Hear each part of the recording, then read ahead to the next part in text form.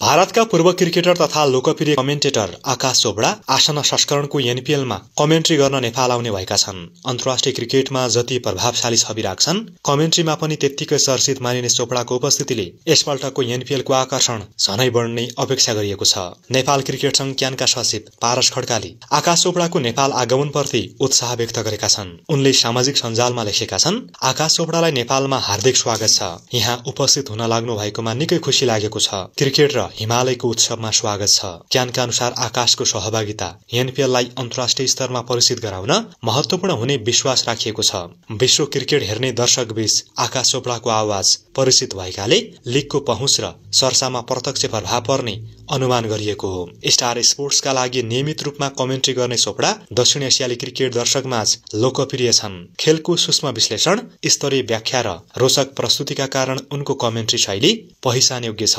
आकाश चोपडा पछिल्ला केही वर्ष यता नेपाली क्रिकेटलाई पनि ध्यानपूर्वक पछ्याइरहेका छन्। नेपालले खेलेका धेरै अन्तर्राष्ट्रिय म्याचबारे उनले सामाजिक सञ्जाल तथा आफ्ना कार्यक्रम मार्फत नियमित टिप्पणी गर्दै आएका छन्। आकाश चोपडाले गत सिजन पनि एनपीएलमा सहभागी हुने इच्छा प्रकट गरेका थिए, तर विभिन्न कारणले सम्भव भएन। यसपल्ट भने आकाशले प्रत्यक्ष रूपमा मैदानबाट नेपाली क्रिकेटलाई अनुभूति गराउने अवसर पाउन लागेका छन्। आसन्न सिजनको एनपीएल 1 मङ्सिरदेखि त्रिवी मैदानमा सुरु हुँदैछ।